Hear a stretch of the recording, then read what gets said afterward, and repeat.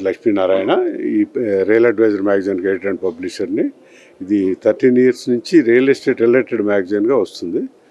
ఇది అప్పట్లో కిరణ్ కుమార్ రెడ్డి సీఎంగా ఉన్న టైంలో ఇనాగ్రేట్ చేయడం జరిగింది. ఇప్పుడు వరకు కంటిన్యూగా వస్తుంది. తెలుగులో వస్తున్న ఏకైక రియల్ ఎస్టేట్ రిలేటెడ్ మ్యాగజైన్.